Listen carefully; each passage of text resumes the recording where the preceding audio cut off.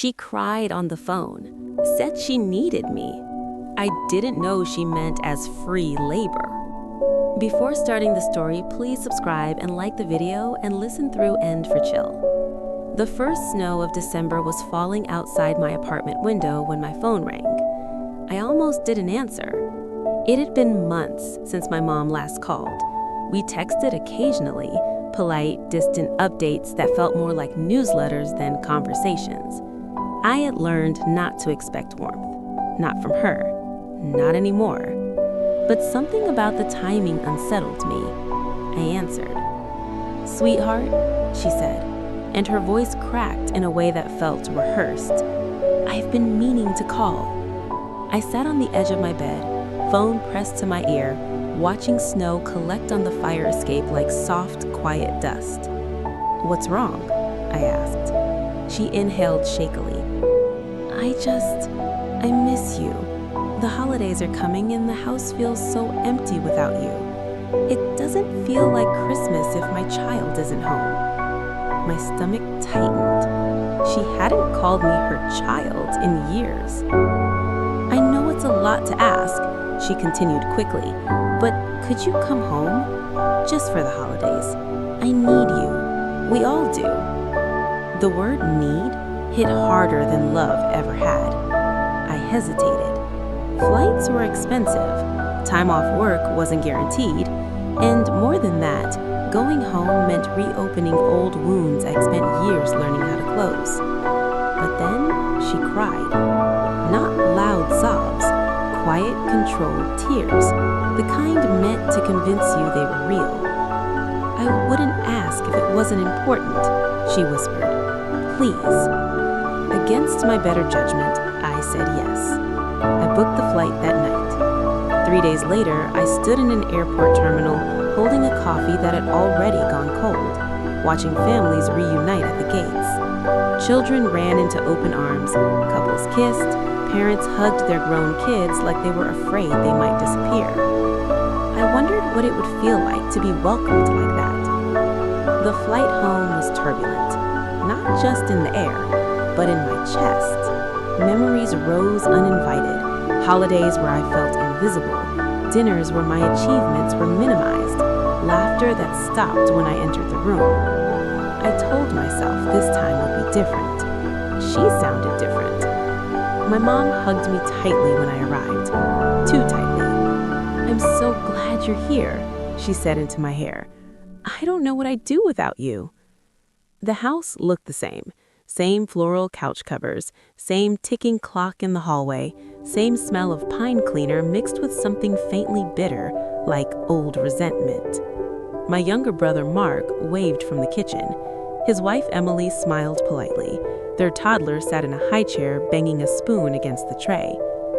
"That's Lily," my mom said proudly. "Isn't she precious?" She was. Big, curious eyes, soft curls, a laugh that sounded like it didn't yet know what disappointment was. "We're so grateful you came," Emily said. "It means a lot." I didn't notice then how tired she looked, or how quickly Mark avoided eye contact. That night, after dinner, my mom brought out her planner.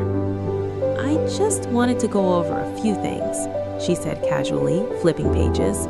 "Since you're here." My chest tightened. "Okay." "Well," she continued, smiling in that careful way she had. "Mark and Emily have been so overwhelmed lately. Parenting is hard, you know?" I nodded slowly.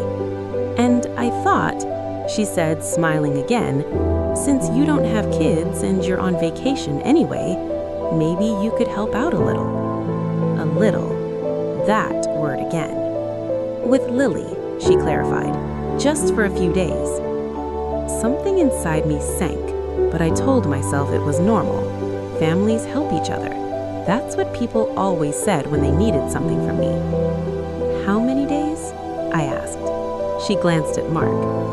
He cleared his throat. "Just 3 or 4. I found the truth 2 days later. It wasn't traumatic, no shouting, no confrontation. It slipped out the way lies often do, carelessly. Emily was packing when I walked past the guest room. Suitcases lay open on the bed. "Going somewhere?" I asked, forcing a smile. She froze. Then she looked at me with something like guilt.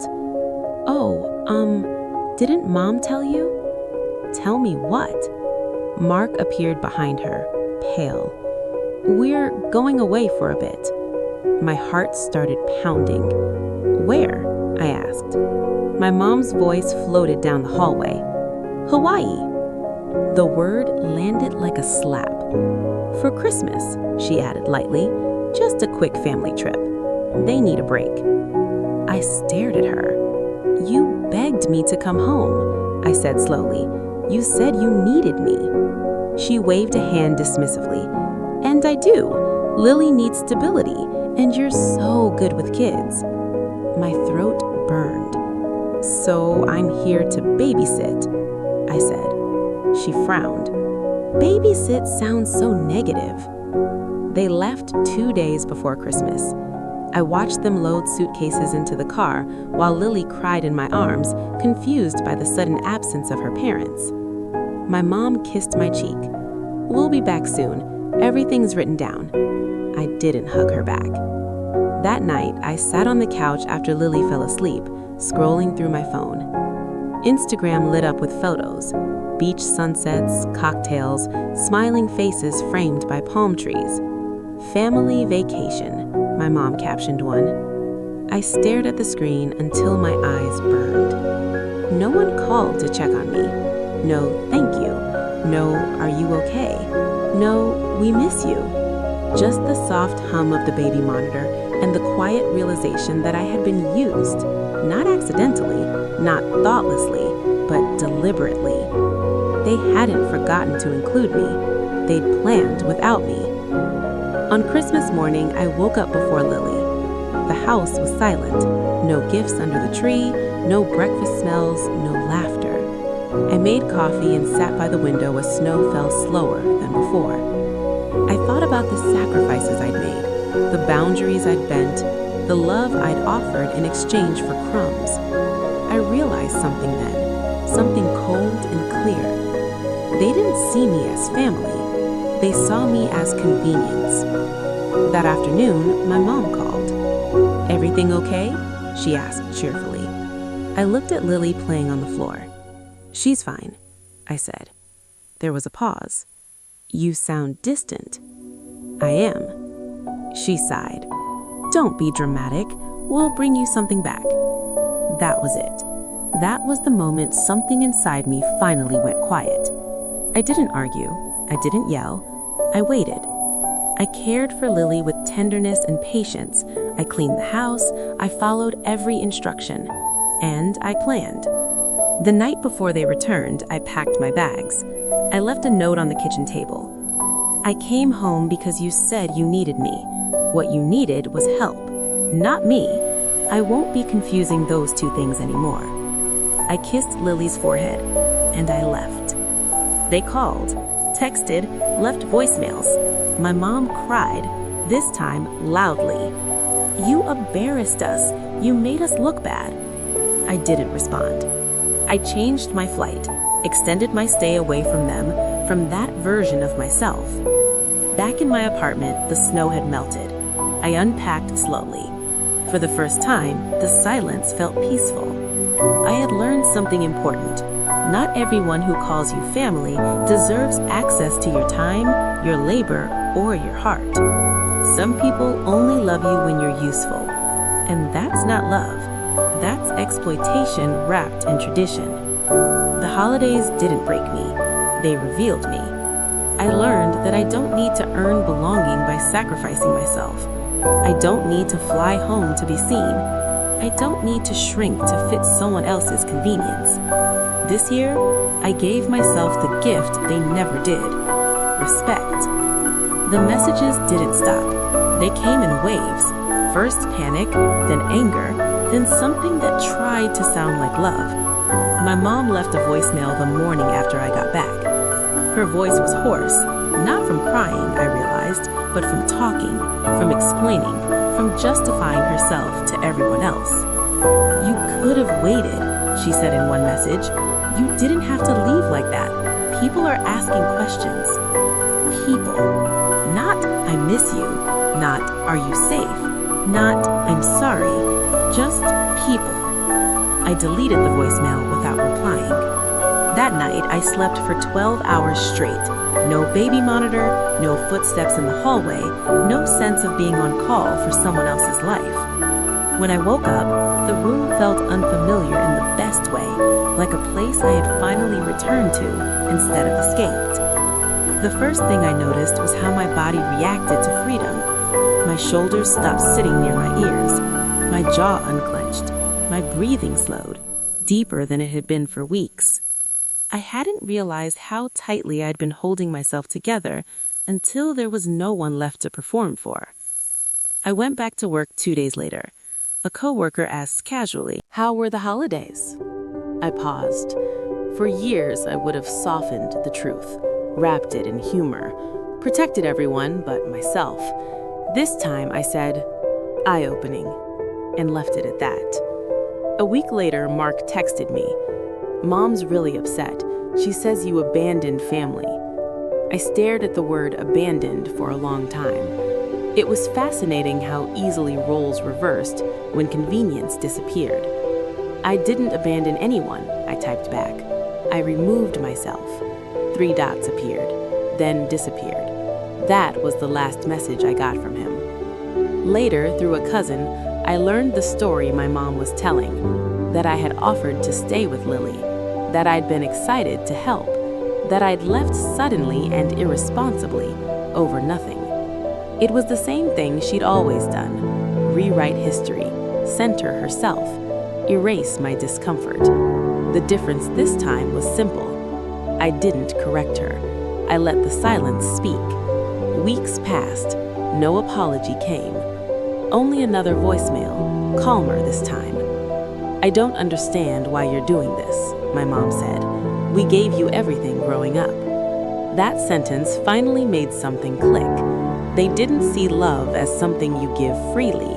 They saw it as a transaction, and in their ledger, I owed them forever. I blocked her number after that. Not dramatically, not angrily, just decisively. Without them, my life expanded in small, quiet ways. I started cooking meals I actually liked, instead of ones that reminded me of home. I rearranged my apartment, moved the couch, changed the lighting, donated things I had carried out of obligation instead of attachment. I stopped flinching when my phone buzzed. One evening, while folding laundry, I caught myself humming. I stopped mid-note. I couldn't remember the last time I'd done that. 3 months later, a package arrived. No return address. Inside was a cheap souvenir mug from Hawaii and a folded note in my mom's handwriting. "We didn't mean to hurt you. You're being sensitive. Call me when you're ready to move on." I laughed, not because it was funny, but because it was so painfully predictable. There was no accountability, no acknowledgement of harm, just an expectation that time and my silence would do the work for her. I threw the mug away, kept the note, not as a reminder of pain, but as proof that I hadn't imagined any of it. I still think about Lily sometimes. I hope she grows up knowing she's wanted for who she is, not for what she provides. I hope someone breaks the pattern for her, but it won't be me, not anymore. Because this is the truth I finally accepted. You can love people deeply and still choose distance. You can honor family without sacrificing yourself.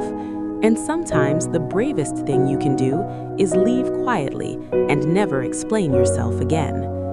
I didn't go home for the holidays to reconnect. I went to see if things had changed. They hadn't, but I had, and that made all the difference. The silence lasted longer than I expected. At first, I counted the days. Then I stopped. Life became quieter in ways I hadn't known were possible. Not happier, not lighter, just stable, predictable, clean. I removed my family from my emergency contact list. It felt procedural, like updating an address after a move. One afternoon, I deleted old photos from my phone. Holidays, group dinners, faces smiling at cameras instead of each other. I didn't linger, I didn't reminisce. I selected them in batches and pressed delete. The phone didn't ask if I was sure, neither did I. My mother tried again in April. A single message, "You're still welcome here." I read it once, then archived the conversation. Welcome implied I had ever been invited. I ran into a mutual acquaintance at a grocery store months later. She smiled politely. "Your mom says you've been busy." I nodded. That was accurate enough. I paid for my groceries and left. Sometimes I think about the house I grew up in. I imagine it exactly as it is now. Lights on in empty rooms, a calendar with crossed-out dates, a child growing older without understanding why certain names aren't mentioned. I don't feel sad when I think about it. Sadness requires closeness. On the one-year anniversary of that Christmas, I worked late. No candles, no traditions, no phone calls. When I got home, there was no package waiting, no message, nothing unresolved. I ate dinner standing up. It tasted fine. People like to believe endings are loud. They aren't.